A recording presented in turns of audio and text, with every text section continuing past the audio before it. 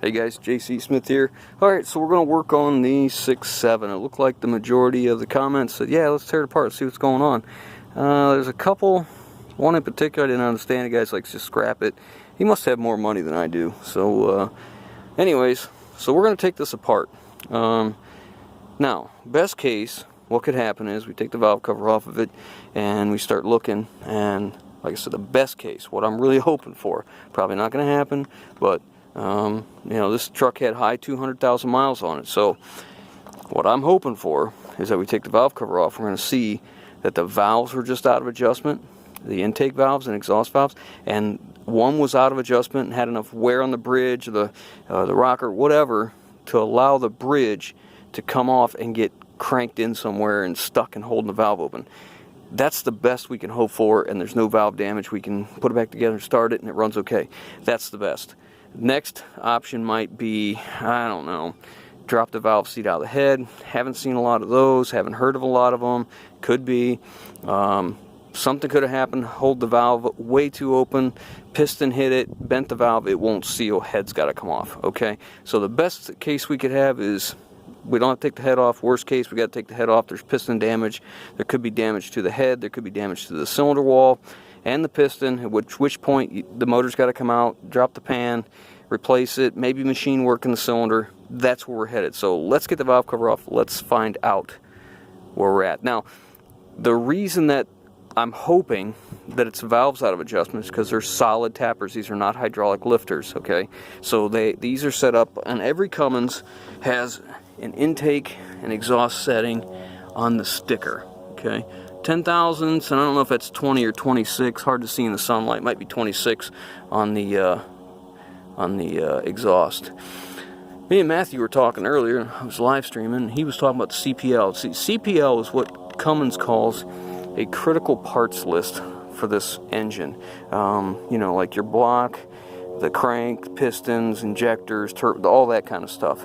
So a lot of times you can find out a lot about your motor off your CPL and compare it to other motors, because we were talking about if indeed I wondered if the block was the same as the pickup trucks with the gears in the front and not just the back.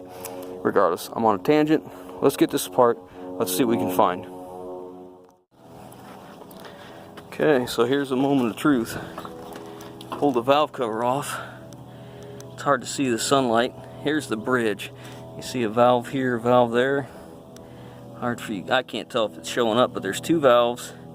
It runs across here. And then there's two more valves here. And then there's the bridge. This one's on. Man, look at how loose that is. You guys see that?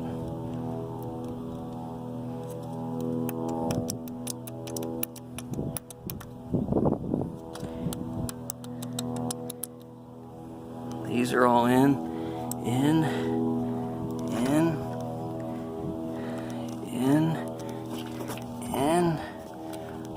There it is. There it is, right there.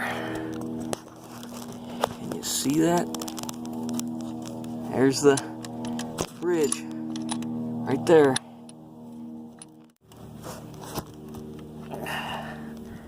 There it is. This bridge sits on both intakes and the rocker pushes here, and it was jammed in there. Huh. Well, now we're going to start it and see if the noise stops. It has an engine miss, but the noise is gone.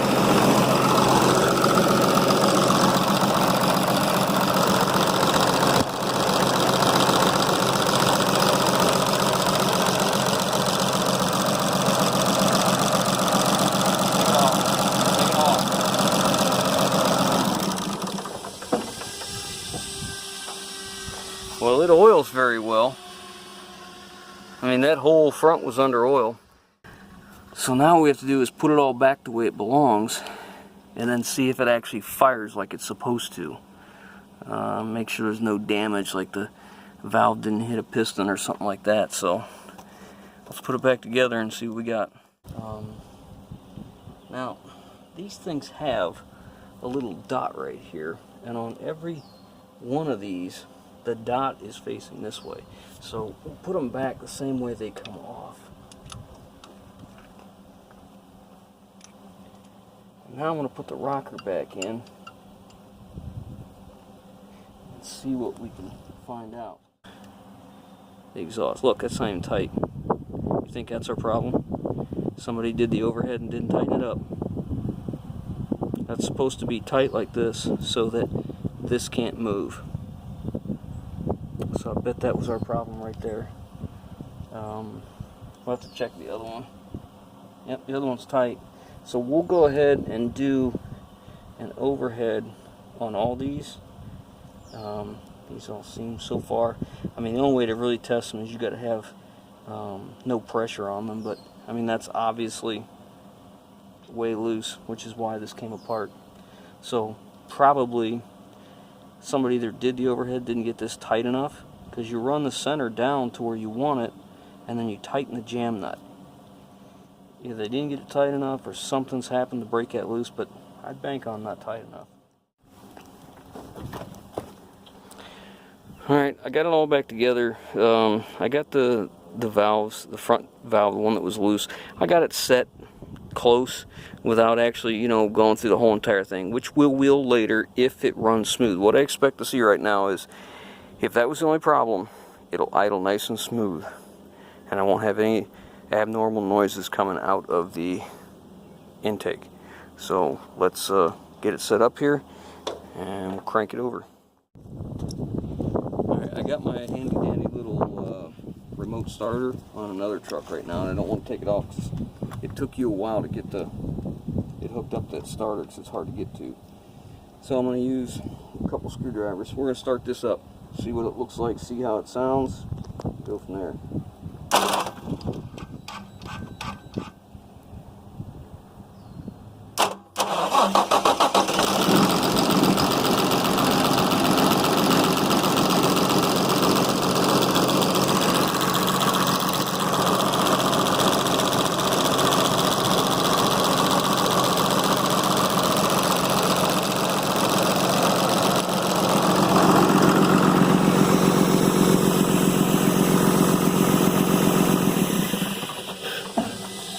Well, I got to tell you, that's smooth as glass.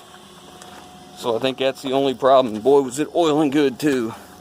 So if you can get that much oil pressure up to the top, you're doing pretty well.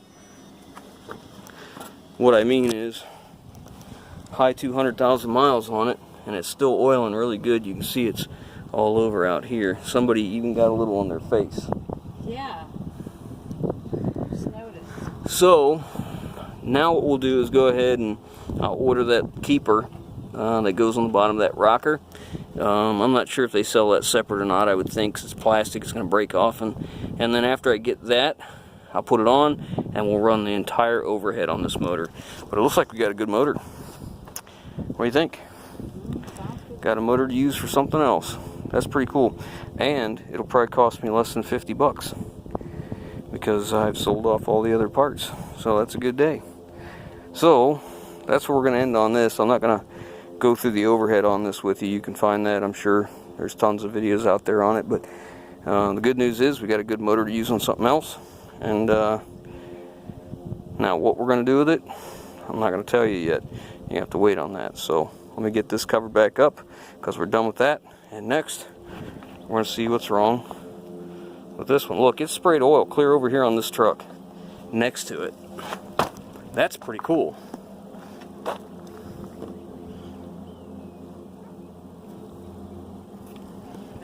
Look at that. That sucker's got some oil pressure. Good deal. Alright, so we'll talk about what we're going to do with this later, but that's it. So a lot of times people think that they're condemned and they're no good, and sometimes we take a chance on them. So it looks like we got a good one. So if you guys like what we're doing, give us that thumbs up. If you haven't already, hit that subscribe button. Leave your comments down below. We'll catch you on the next one.